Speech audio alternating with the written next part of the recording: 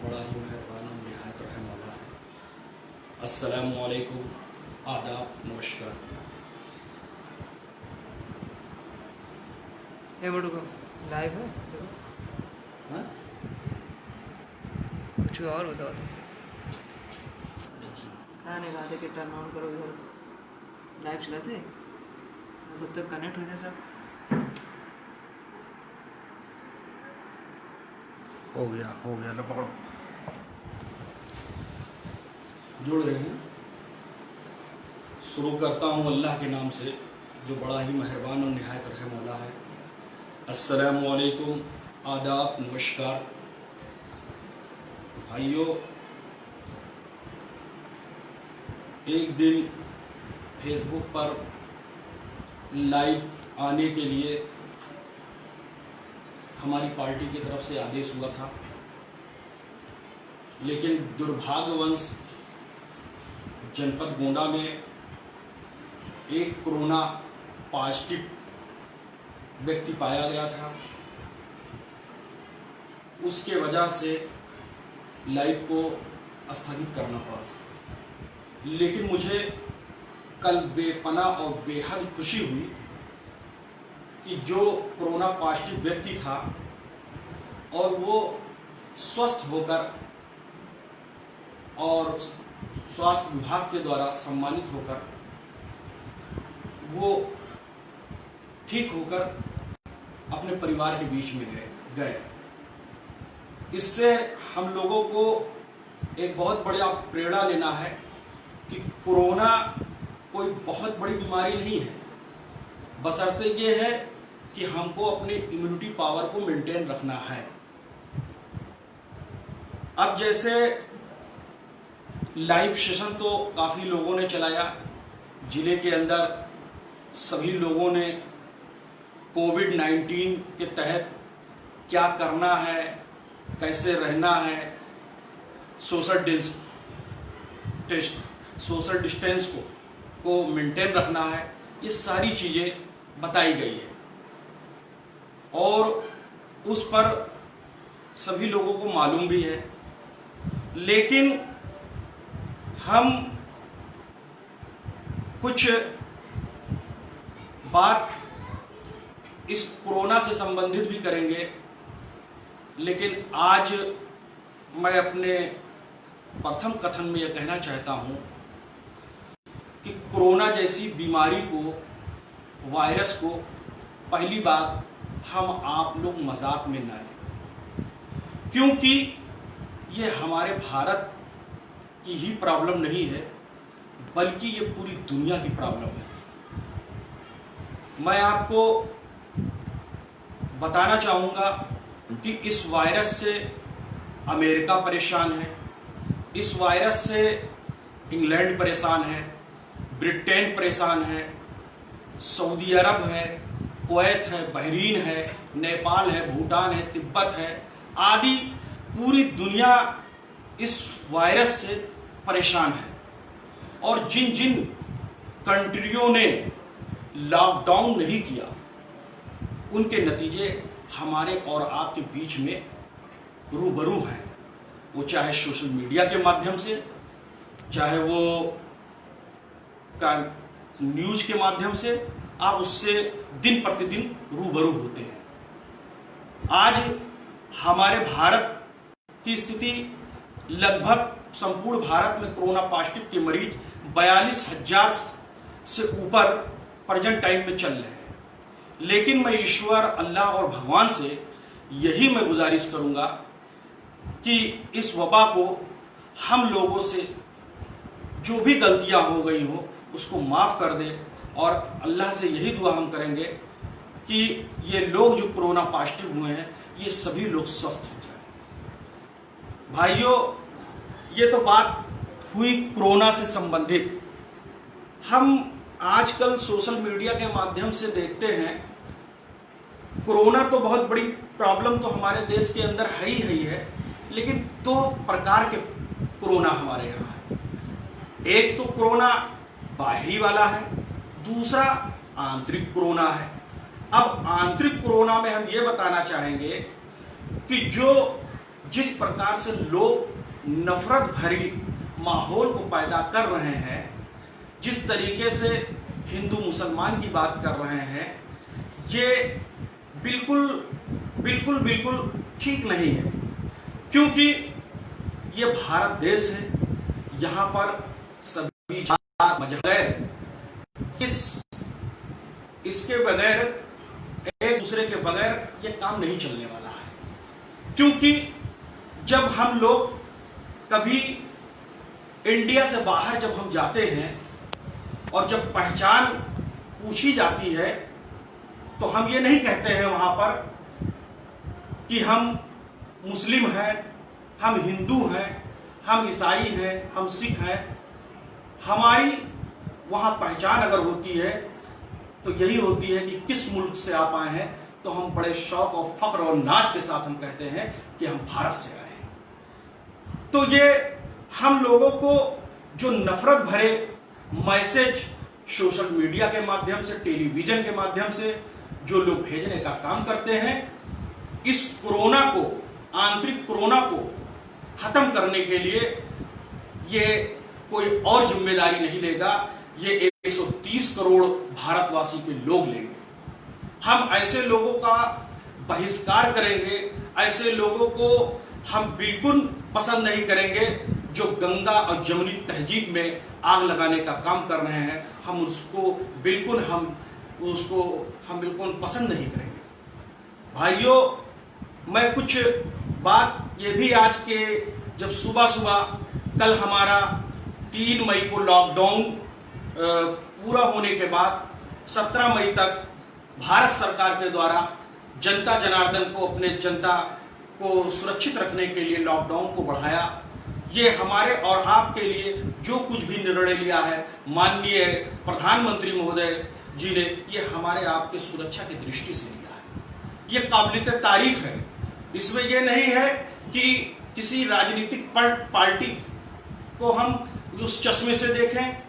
हम यहाँ राजनीति की बात नहीं करना है, क्योंकि ये राजनीति का विषय नहीं है, बल्कि इस देश को सुरक्षित करने का विषय है। क्योंकि हम ऐसा चाहते हैं, जिस तरीके से लॉकडाउन हुआ है और जब पूरी दुनिया में रिकॉर्ड की बात आए, तो हिंदुस्तान इतनी बड़ी आबादी वाला देश है, और उसके बाद जब हमारा देश इस बीमारी से, इस वबा से जब खत्म हो जाए, तब अगर सम्मानित होने की बात आए तो ये हो कि हिंदुस्तान में लॉकडाउन सही समय पर हुआ था और अपनी जनता को माननीय आदरणीय प्रधानमंत्री नरेंद्र मोदी जी द्वारा लॉकडाउन बहुत सही समय पर करके अपने जनता को सुरक्षित करने का काम किया। तो आज एक सबसे बड़ी चीज ये आई कि जब कुछ चीजों के लिए केंद्र सरकार के द्वारा, राज्य सरकार के द्वारा ढिलाई दी गई। सबसे बड़ी चीज आज मैंने देखा कि सुबह और जब मार्केट में मैं गया, तो सबसे बड़ी चीज जैसे हो गई जिसे हम लोग कहीं पर बंधे हुए थे। आज जैसे मानो कि कौन सी आजादी मिल गई और लोगों ने अपने घरों मकानों को छोड़कर यहाँ राशन और पानी के लिए लोग इंतजाम कर रहे हैं। तमाम एनजीओ संगठन प्रशासन के द्वारा, शासन के द्वारा उपलब्ध कराया जा रहा है। लेकिन ये एक दुर्भाग्य है कि शराब की दुकानों पर इस तरीके से लोग लाइन लगाकर खड़े हुए थे कि सोशल डिस्टेंसिंग को भी उसकी धज्जियां उड़ा रहे थे। लेकिन मैं एक बात अपने इस शो के माध्यम से मैं रखना चाहूँगा कि ठीक है, सरकारें कहीं ना कहीं कुछ फैसले जनता के हित में भी लेती है, लेकिन इस बात का मैं इस सोशल मीडिया के माध्यम से मैं अपने उत्तर प्रदेश के माननीय मुख्यमंत्री जी से मैं निवेदन करना चाहूँगा कि अगर ठीक है राजस्व का फायदा शराब के बिक्री से होता है, तो ऐसी घड़ी में, ऐसी बीमारी में शराब को खोलना उचित नहीं था।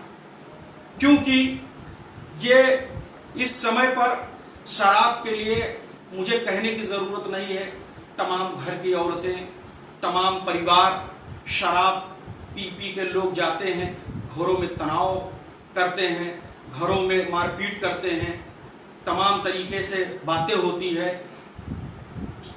शराब पीने से कोई घर आबाद नहीं होता है।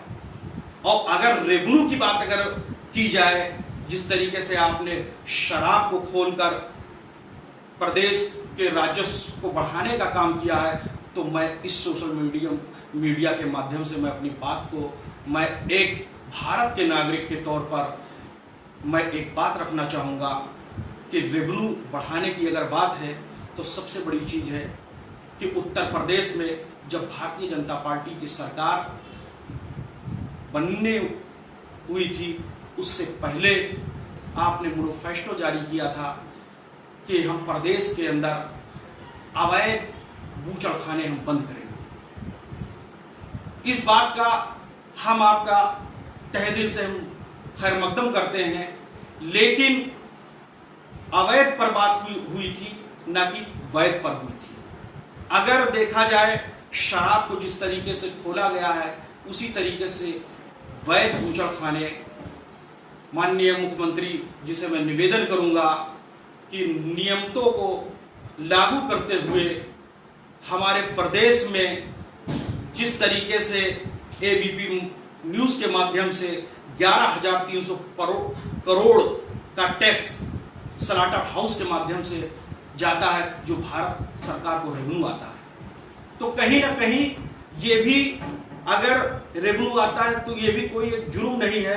मैं यही कहूंगा माननीय आदरणीय मुख्यमंत्री जी से कि जिस प्रकार से आपने शराब खुलवाने का काम किया है, उसी प्रकार से आप उत्तर प्रदेश के अंदर जो वैध बूचड़खाने आप लाइसेंस को लाकर और उसके बाद वैध तरीके से जो सिस्टम है, उस सिस्टम के तहत कानून में प्रत्येक जनपदों में आप द्वारा ये ध्यान में लाने का विषय है। अब रही बात कि हम लोगों को एक बात आती है कि एक शेर मुझे याद आता है कि मैं एक बात रखना, न तू हिंदू की बात कर, न तू मुस्लिम की बात कर, बात अगर अच्छी लगे तो तू इंसानियत की बात कर, बात अगर अच्छी लगे तो इंसानियत की बात कर।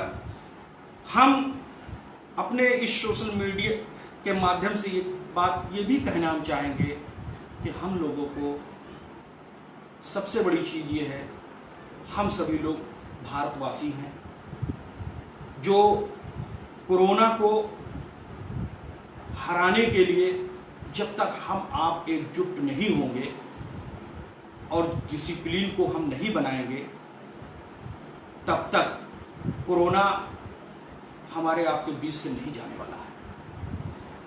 हमें आपको इस विषय पर ध्यान देना पड़ेगा कि जिस तरीके से मैं देखता हूं कि डॉक्टर एक पीपी किट आता है, ये गर्मी के माहौल में एक शर्ट अगर हम पहनते हैं तो हमको गर्मी का एहसास होता है, लेकिन 10 से 12 घंटे की ड्यूटी पीपी किट पहनकर, जिसमें एयर पास भी ना हो पाए और अपने जान की कुर्बानी देकर हमारे स्वास्थ्य की रक्षा करने के लिए ये कुर्बानी जो देते हैं, उसको हम कभी जिंदगी में नहीं भूल सकते। और अगर उनके साथ अमानवीय व्यवहार अगर हम लोग हमारे द्वारा किया जाता है या जनता के द्वारा किया जाता है, तो ये शर्मनाक है, जिसकी हम निंदा जितनी भी करें वो कम है।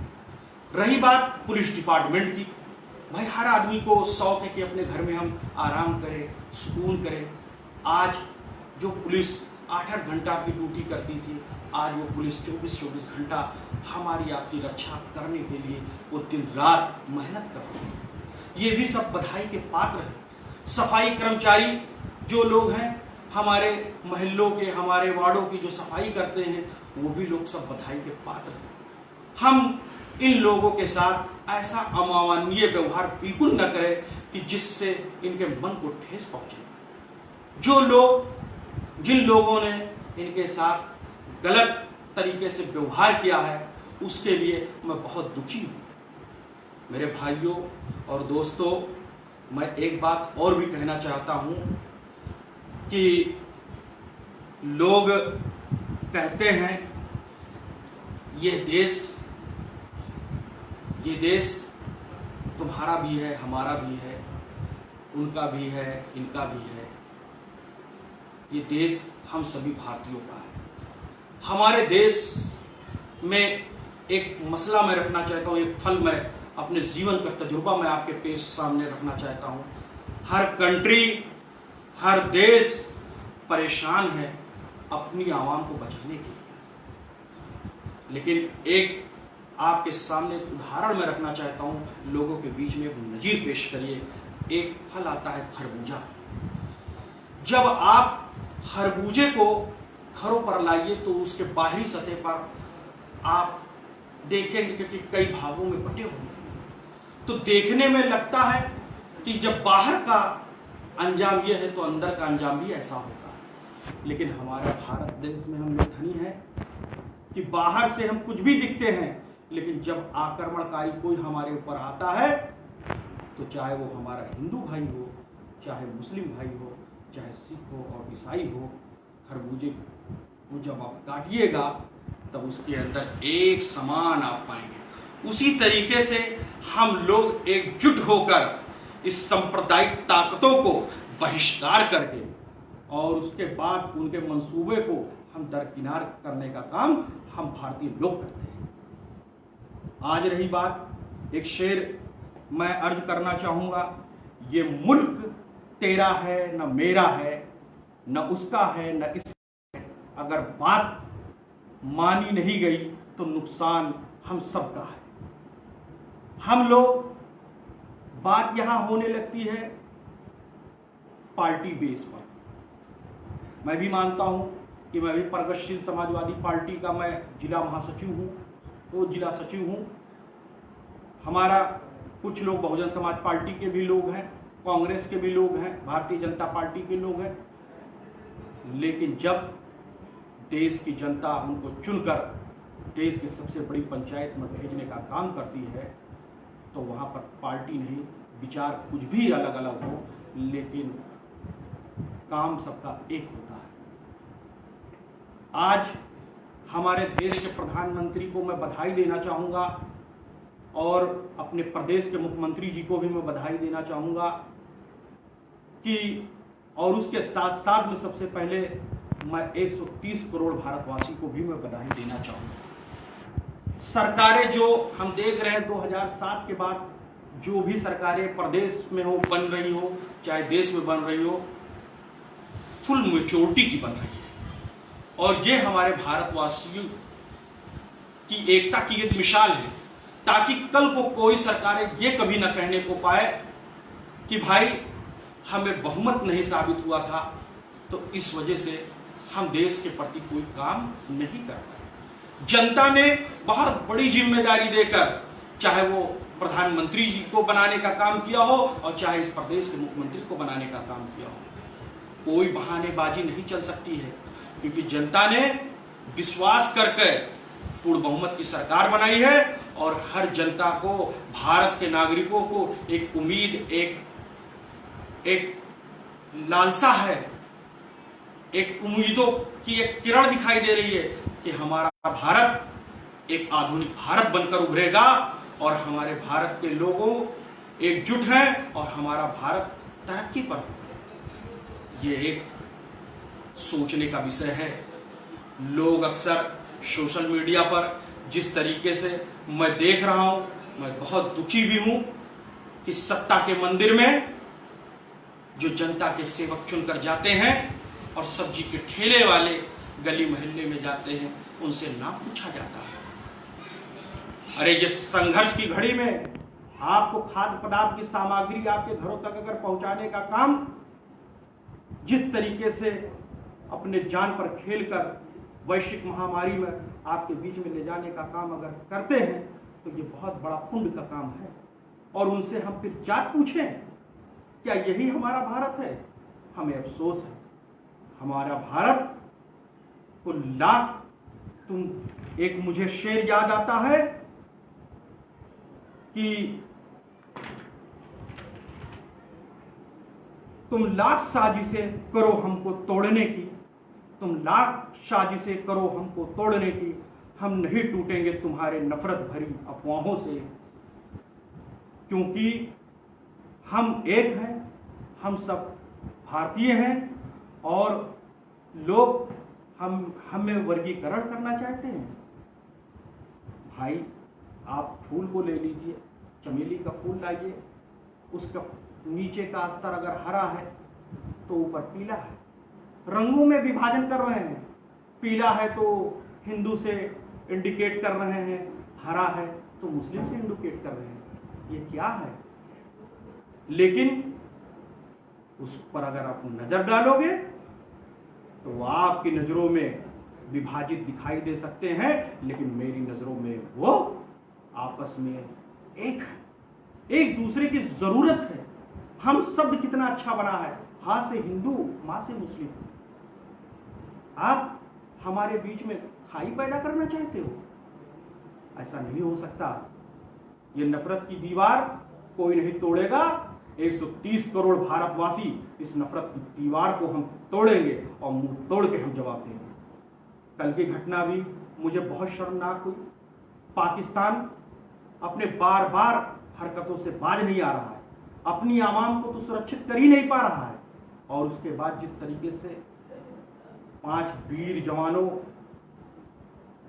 को जिस तरीके से शहीद किया गया, उनके ऊपर हमला किया गया, मैं निःशब्द हूं और मैं उनको खराज अकीदत पेश करता हूं और उनकी कुर्बानी जाया नहीं जाएगी। क्योंकि जब वो देश के बॉर्डरों पर होते हैं तब हम सुकून से हम सोने का काम करते हैं, हम सुकून से सुरक्षित व्यापार करते हैं, हम सुकून से एक दूसरे से मिलते हैं और हमारी एकता और अखंडता को खत्म करने की कोशिश कर रहे हैं। ये मंसूबे नाकामयाब होंगे और नाकामयाब करने के लिए हम लोग एक हैं। मैं एक बात और भी बताना चाहूंगा, नफरत तो फैली ही फैली है, लेकिन मैं एक दफा हजरत ख्वाजा गरीब नवाज रहमतुल्लाह अलैह की दरगाह से मैं वापस आ रहा था आगरा में एक होटल में मैंने स्टे किया और स्टे करने के बाद मैं उस होटल का नाम था श्री राम होटल। कभी आप लोगों को भी मौका हो तो वहाँ जाने का मौका आप प्राप्त करें और देखें।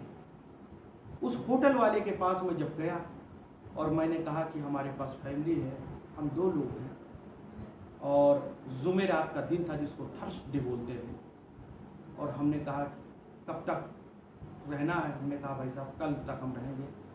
तो कहा चेकआउट आपको 11 बजे तक करना पड़ेगा। बहरहाल मैं मायूस होकर ऊपर से उतर गया और एक हमारे भारतीय जनता पार्टी के जिला उपाध्यक्ष वो आगरा के थे, उन्होंने डायरेक्ट हमसे पूछा कि भाई साहब क्या हो गया है, आप क्यों वापस जा रहे हैं?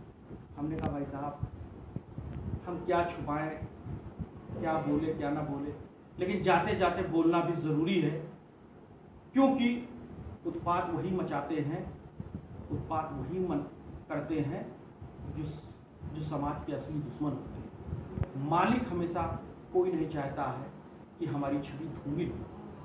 तो होटल के लैंडलॉर्ड से मैंने अपनी बात को रखी और मैंने कहा कि आपके मैनेजर साहब से मैंने कहा कि मैं 11 बजे नहीं चेकआउट कर पाऊँगा, क्योंकि कल फ्राइडे का दिन है और हम अपने मज़हब के एतबार से जुमा की नमाज के बाद ही सफ़र करना उचित हम समझते हैं। तो उसके बाद उन्होंने फौरन कहा भाई साहब आपका नमाज कितने बजे है? हमने कहा भाई साहब ये तो आगरा शहर है, ये तो आप ही बता सकते हैं, मैं तो अजनबी हूँ इस शहर में।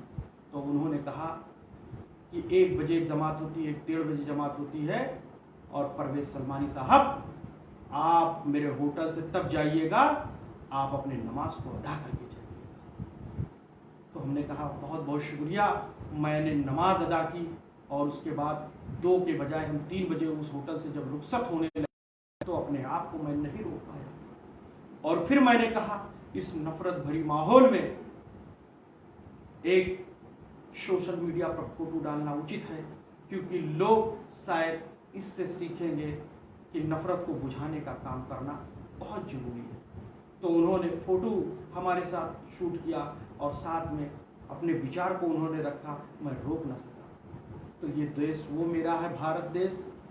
मेरे देश के साथियों, हम लोगों को सोचना है और विचार करना है, और कोरोना से इंशाअल्लाह, अल्लाह ने चाहा, ईश्वर ने चाहा, भगवान ने चाहा, सभी देवी देवताओं को मानने वाले लोग, इस्लाम धर्म पंथ के लोग मानने वाले, गिरजा गुरुद्वारों पर मानने वाले लोग अपने अपने मंदिरों, अपने अपने चर्चों में नहीं जा पा रहे हैं। कोई बात नहीं, भगवान हर जगह है, ईश्वर हर जगह है। हम अपने इबादत के लिए हम अपने घरों को बना लें और यहीं से हम दुआ करें, और हम ये करें कि वर्ल्ड में कोरोना को हराने में भारत जीतेगा। तो शौक से कहेंगे ये 125 करोड़ भारतवासी जीते हैं, 130 करोड़ भारतवासी जीते हैं, इसमें ये हमारी जीत होगी। मेरे दोस्तों, हमने बात कही, अगर मेरे इन सब बातों में कहीं पर कोई अगर त्रुटि पाई जाए, कोई मुझसे कमी हो गई हो शब्दों में, और किसी के भावनाओं को ठेस पहुंच गई हो, तो उसके लिए मैं शर्मिंदा हूं। लेकिन अपनी भावनाओं को हमने रखना उचित समझा, और एक भारत के नागरिक होने के नाते, और जिस तरीके से एक बात और मैं जाते जाते आपके बीच में रखना चाहता हूं, और माननीय प्रधानमंत्री जी से मैं अनुरोध और निवेदन करना चाहता हूं, और अपने उत्तर प्रदेश के माननीय मुख्यमंत्री जी से मैं भी निवेदन करना चाहता हूं कि हमारे गैर राज्यों में फंसे मजदूर, गरीब, लाचार, बेबस लोग फंसे हुए हैं। जिस तरीके से मैं देख रहा हूं कि उनके आने का बंदोबस्त तो हो रहा है, और उसके बाद अब उनके पास खाने के लिए कुछ पैसे भी नहीं है, और उनसे टिकट की मांग की जा रही है।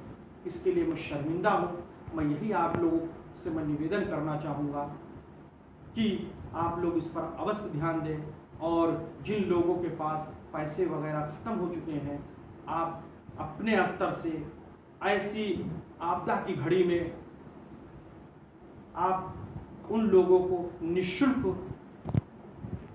तरीके से उनके गंतव्य स्थानों पर पहुंचाने का काम करें, क्योंकि हम ये भी जानते हैं जहां पक्ष है वहां विपक्ष भी है। मुझे आज एक बात ये भी याद आ रही है, कहीं ना कहीं इस कोरोना का अगर सबसे बड़ा अपराधी पूरी दुनिया में अगर कोई है तो वो चाइना है। मुझे सब वो दिन याद आती है कि जब माननीय मुलायम सिंह यादव जी लोकसभा के उस मंदिर में अपनी बात को रख रहे थे स्पीकर महोदय के सामने, और इस बात को बार बार वो कहते थे कि आने वाले समय पर अगर चाइना को सबक नहीं सिखाने का काम किया गया तो आने वाले समय पर ये चाइना दिनों दिन हमारी जमीन कब्जा करता जा रहा। आज उसका नतीजा देख रहे हैं आप। आज उसकी ख्वाहिश, उसने जिस तरीके से वायरस पैदा करने का काम किया, पूरी दुनिया में रासायनिक हथियार भेजकर तमाम बेजुबानों गुनाह उसने काम करने का काम किया, और जिस तरीके से अनेकों प्रकार से लोग मर रहे हैं और मौत की भीख को मांग रहे हैं, सबसे बड़ा अपराधी इस दुनिया में अगर कोई है तो वो चाइना है। तो हम लोगों को अपने देश के प्रति ईमानदारी के साथ, शासन प्रशासन के साथ मदद करनी है।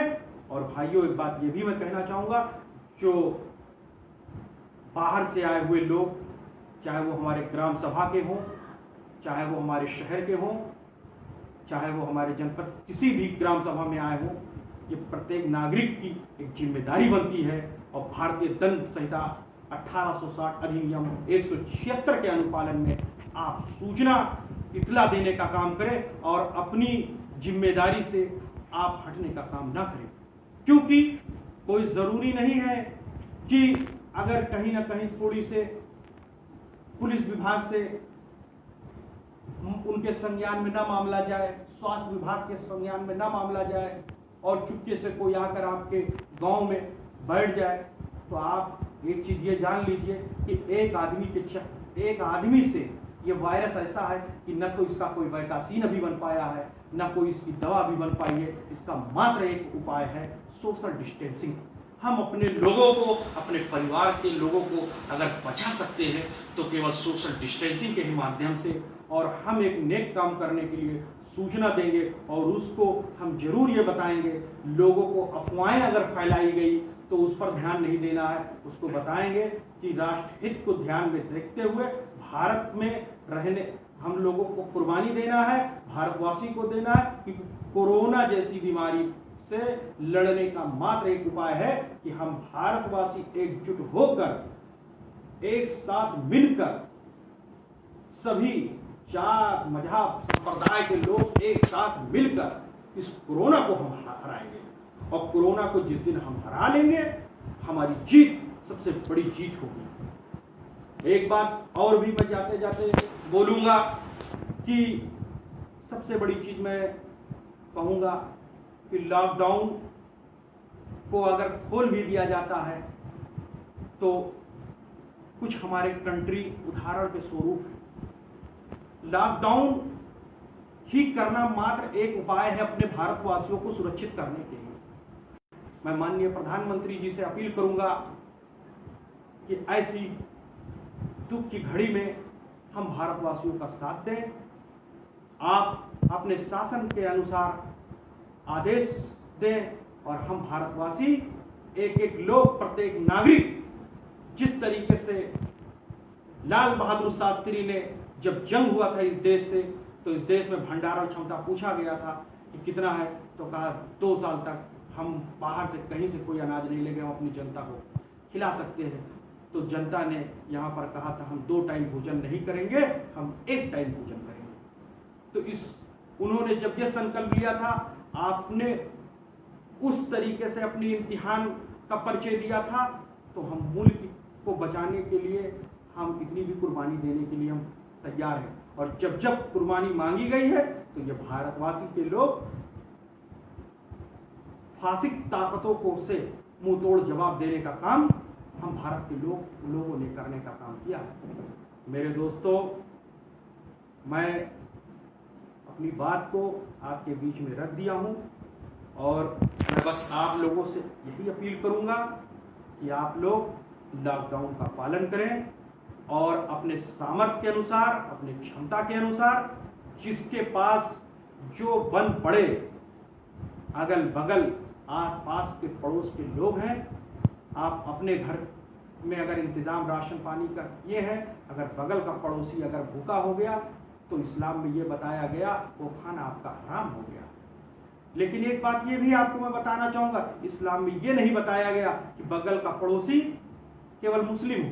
इस्लाम में ये नहीं बताया गया, इस्लाम में ये बताया गया है चाहे वो हिंदू हो, चाहे मुसलमान हो, चाहे वो सिख हो, चाहे ईसाई हो, क्योंकि इंसानियत सबसे बड़े इस देश में, पूरी दुनिया में इंसानियत से बड़ा कोई धर्म नहीं। हम लोगों को अगर बगल का पड़ोसी है तो उसके दुख दर्द में हमको साथ देने की जरूरत है भाइयों। अब रही बात, एक बात ये आ गई कि बात आती है कि ग्रंथ और पंथ की बात आती है। कुरान में लिखा हुआ है रहमतुल लिल आलमीन, रहमतुल लिल आलमीन, तो कोई एक मजहब के लिए नहीं बन के आए, पूरी कायनात के लिए बन के आए, पूरी दुनिया के लिए बन के आए। तो हम लोग एक बात ये भी संकल्प लें कि जात पात को हटाकर हम सब भारतवासी एकजुट होकर कोरोना जैसी महामारी से लड़ें। और 2 शेर अर्ज करूंगा, मेरे नजरों में ना, मैं ना हिंदू, वो एक शेर अर्ज करूं, मैं ना हिंदू, एक शेर मैं अर्ज करना चाहूंगा आपके बीच में, जो मुझे याद आ रहा है, आपके बीच में मैं रखना उचित चाहूंगा अपने इस माध्यम से। नजर वालों को हिंदू और मुसलमान दिखता है, नजर वालों को हिंदू और मुसलमान दिखता है, मैं अंधा हूं साहब, मुझे हर शख्स इंसान दिखता है। मैं अंधा हूं साहब, मुझे हर शख्स इंसान दिखता है। एक बात और है, गीता और कुरान आपस में कभी नहीं लड़ते, लड़ते वही हैं जो इनको कभी नहीं पढ़ते हैं। जय हिंद, जय भारत, खुदा हाफिज। मैं आप लोगों से अलविदा करता हूँ। खुदा हाफिज, जय।